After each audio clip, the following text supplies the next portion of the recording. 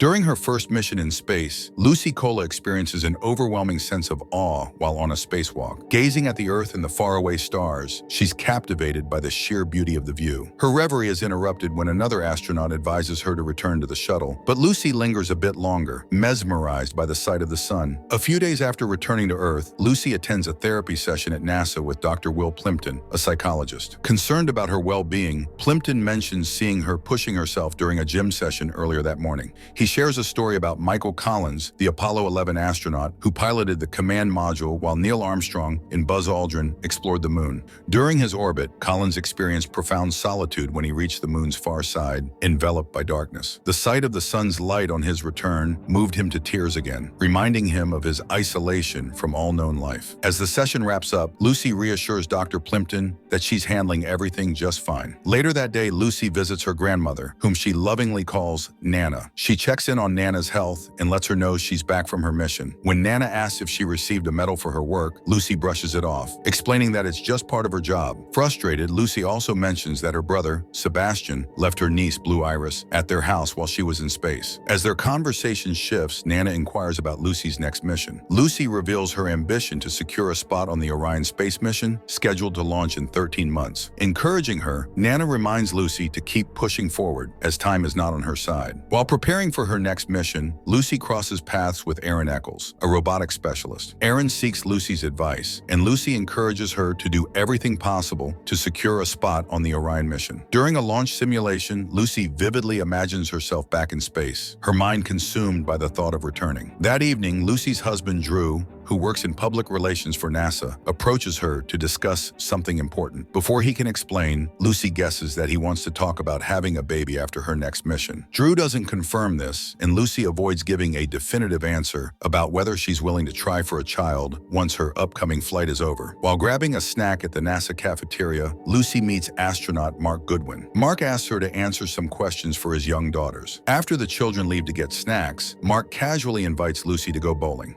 When Lucy hesitates, Mark persuades her by reminding her that she belongs to an elite group of people who've glimpsed the face of God, a reference to their shared experience of space. Later, Lucy calls Drew to let him know she'll be late, explaining that she needs to stay for additional training. After the bowling outing, Lucy and a group of astronauts sit together, sharing stories about their time in space. She realizes they all feel the same pull she does, an overwhelming longing to return to the stars. As her training progresses, Lucy grows closer to Mark. One day, Mark invites her to join him for lunch on the bed of his truck. During their meal, he opens up about his personal life, admitting that his marriage unraveled after his return from space. As they talk, a passing vehicle prompts Lucy to hide. She's drinking beer while on duty and doesn't want to be caught. Lucy comments that being with Mark feels like being back in high school, sneaking under the bleachers to smoke. Mark teases her, guessing she was too well behaved to do anything rebellious as a teenager. When he challenges her to admit to one rule she ever broke, Lucy surprises him by leaning in and kissing him. Mark responds and they begin making out. Later that night, Lucy returns home to find Nana joining them for dinner. When Nana lights a cigarette indoors, Drew immediately insists that she smoke outside. Nana asks Lucy to grab her cigarettes from her purse. While searching for them, Lucy discovers a revolver tucked inside. Without saying anything, she quietly slips the gun into her own bag before handing Nana her cigarettes. As Iris helps set the table, Nana jokes that she used to drop Drew on his head a lot when he was a baby. Then, turning serious, she tells Iris to look up to Lucy, saying Lucy will be a good role model and guide for her. In the early hours of the morning, Drew wakes up to find Lucy sitting alone on the roof. Concerned, he climbs up to join her. Lucy reflects on how people no longer marvel at the Earth's rotation around the sun. Drew suggests it's because life keeps them preoccupied. Lucy then mentions how, at the space station, the sun rises every 90 minutes, a constant reminder of the planet's motion. Drew opens up, confessing that he prays regularly for her safe return after each mission. Lucy insists that she already feels at home, but Drew gently counters, saying he doesn't believe she truly is. Back at training, Lucy learns that Aaron has broken a record during an underwater simulation of a spacewalk. As Lucy prepares for her own attempt, Jim Hunt informs her that she must complete the task in under 8 minutes and 34 seconds. Once submerged, Lucy listens as Jim briefs her on the objective. She needs to loosen 18 bolts on a simulated spacecraft. The countdown begins as Lucy takes her position. Midway through the simulation, a pressure alarm sounds in Lucy's spacesuit. Water starts seeping into her helmet, and Jim quickly orders the divers to pull her out of the pool. Despite the danger, Lucy stubbornly holds onto the spacecraft's door handle, determined to finish the task. Ignoring the growing urgency of the situation, she manages to loosen one more bolt before finally releasing the handle. The divers act swiftly, removing her helmet as soon as she's out of the water. Later, instead of heading home, Lucy meets Mark at his office. The two share an intimate moment before climbing onto the roof to watch the sunset together. When Lucy arrives home, Drew informs her that Iris's father called. The conversation seems to have upset Iris, who looks visibly downcast. Lucy comforts her, reflecting on how her brother, Sebastian, often gets lost in his own world, forgetting things because he's always dreaming. She recalls how Nana used to leave Sebastian in charge when she went to work, but it was Lucy, despite being the younger sibling, who made sure he brushed his teeth. Lucy sighs, lamenting that women are often the ones left to clean up the messes boys make. However, she reassures Iris, saying that women have a unique strength. Unlike men, they have the power to change. At NASA, Jim discusses Lucy's performance during the simulation with Frank Paxton. Reviewing the footage, he notes that Lucy's heartbeat remained steady, even while holding her breath upside down for 2 minutes. In fact, as the test progressed, she grew calmer, maintaining her focus and successfully completing the task. Later, Lucy relaxes in a tent outside her home when Iris approaches, gently releasing a butterfly that has just emerged from its chrysalis. The moment feels serene and reflective. That evening, Lucy and Drew go out to a restaurant for dinner. While they're ordering drinks, they notice Aaron sitting at another table.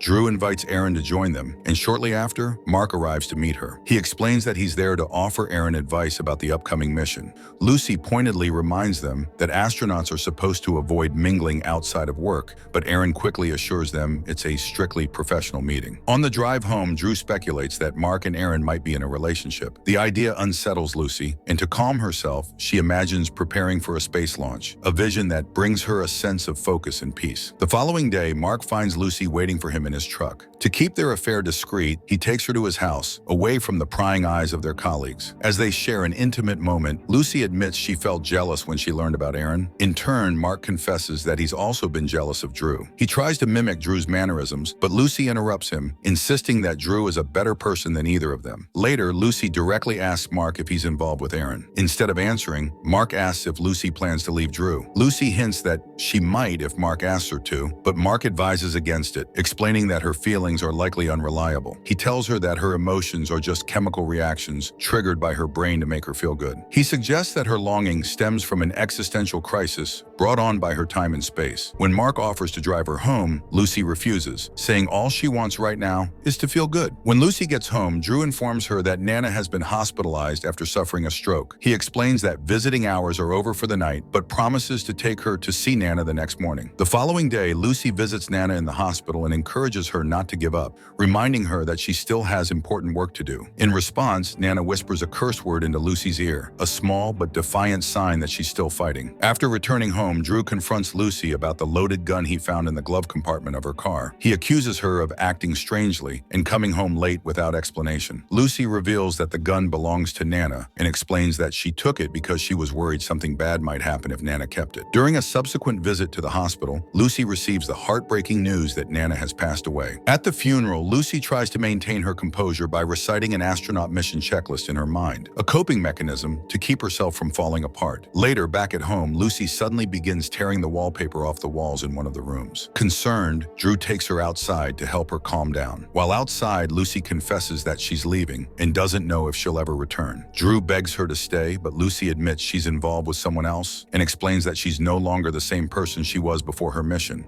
With that, Lucy drives away, taking Iris with her to Nana's house. When they arrive, Iris asks if her life with her father, who has failed her in so many ways, is as good as it will ever get. Lucy reminds her that she also grew up with a deadbeat father and an alcoholic mother, yet she still managed to achieve her dream of going to space. Her words are both a comfort and a challenge to Iris. The next day, Lucy listens to a radio broadcast of Mark's mission launch. When she hears that the rocket has successfully lifted off, she feels a rush of excitement and joy. In her mind, she envisions herself as one of the crew members, soaring into space once again. When Lucy reports for duty, Paxton summons her to his office to deliver some difficult news. She will not be part of the Orion mission due to concerns about her psychological biological state. Lucy passionately argues her case, emphasizing the intense effort she's put into preparing for her return to space. However, Paxton insists that she needs to step back and take some time off. He explains that in the meantime, she can contribute by training recruits and assisting engineers with system upgrades. Paxton reassures her that she's been an exceptional astronaut, but points out that her emotional state has become a liability. Lucy grows suspicious that Mark may have influenced Paxton's decision, prompting her to break into Mark's office to access his emails. As she digs through his correspondence, she discovers several exchanges between Mark and Erin, including one in which Mark promises to take Erin to San Diego after his return from space. In another email addressed to Paxton, Mark raises concerns about Lucy's behavior, describing it as erratic over the past few weeks and recommending that she be placed on leave. When Mark returns from his mission, Lucy crashes his celebratory party. There, she learns that Erin has been selected to join the Orion space mission, a revelation that only deepens Lucy's sense of betrayal. Lucy confronts Mark, demanding that he persuade Paxton to reinstate her on the Orion mission. Mark, concerned by her erratic behavior, suggests that she may be having a mental breakdown and urges her to seek medical help. Before storming off, Lucy cryptically warns him that she plans to take action against both him and Erin. The following weekend, Lucy wakes Iris to inform her that she's leaving for a few days on what she calls a mission. Despite Lucy's warnings that the mission could be dangerous, Iris insists on accompanying her. Reluctantly, Lucy allows her to join. Later, they stop at a store where Lucy purchases an assortment of items: duct tape, rope, dishwashing gloves, a hammer, insect repellent, and a blonde wig. After leaving the store, Lucy calculates the driving speed required to reach San Diego at the same time as Mark. As they hit the road, Lucy begins to hallucinate, imagining Nana sitting beside her in the passenger seat, speaking to her as if she were still alive. As Lucy drives, her hallucination of Nana continues. Nana insinuates that Lucy has become weak, blaming her affair with Mark for softening her resolve. Lucy retorts that she endured 8 units of G-force during her space mission, proving her strength. When Nana presses her about what she's doing, Lucy declares that she's on a rescue mission, not to save someone else, but to save herself because she feels abandoned and lost. Meanwhile, Lucy leaves a voicemail for Paxton, admitting that although she was technically prepared for her mission in space, she wasn't mentally ready for the overwhelming experience. She explains that she now understands her true purpose lies in returning to space and that she just needs a small push to get back on track. After listening to the message, Paxton approaches Drew to ask where Lucy might be, but Drew has no idea. Later, Lucy stops at a gas station to fill her car and 3 gas containers in the back. While Lucy is distracted, Iris peers into the car's compartment and discovers the revolver. Concerned, she quietly hides it in her bag without telling Lucy. When they arrive at the airport, Lucy searches frantically for the revolver but can't find it. Frustrated, she dons the blonde wig and grabs the insect repellent. Inside the terminal, Erin informs Mark that her luggage has been misplaced by the airline and that she needs to file a report. Mark decides to pick up their rental car while Erin stays behind to sort things out. Unbeknownst to them, Lucy has entered the airport and is watching Mark. She follows him to the parking lot, waiting for her moment. As Mark gets into the rental car, Lucy suddenly appears, confronting him face to face. Mark reminds Lucy that she's a married woman, but she dismisses his comment, arguing that nothing matters since he himself said their feelings are just the result of atoms firing in their brains. When Erin arrives, Lucy turns to her, warning that she's making a mistake by getting involved with Mark. She tells Erin that she's smarter than him and cautions her that men like Mark won't let her succeed. Before either can respond, Lucy suddenly sprays Mark's eyes with insect repellent. Blinded and panicked, Mark manages to drive off, leaving Erin behind. Lucy, undeterred, tries to warn Erin again, telling her that men will only hold her back in her career. But Erin, shocked and confused, struggles to make sense of Lucy's words. As police sirens grow louder, Lucy bolts to the upper levels of the parking structure. With the police closing in, she quickly discards her wig and jacket. Reaching a ledge, she climbs up and turns her back to the officers, pausing for a moment before surrendering peacefully. 3 years later, Lucy is seen driving a truck down a rural road. She's practicing French as she heads to a farm. Upon arrival, she dons a beekeeping suit and carefully tends to an artificial hive. Meanwhile, Iris is in a classroom reciting lines from a poem by Mary Oliver. At the back of the room, Drew watches her with a proud smile as she finishes her presentation. Back at the farm, Lucy removes the hood of her suit after closing a hive. She gazes at a butterfly fluttering nearby, her expression contemplative and calm.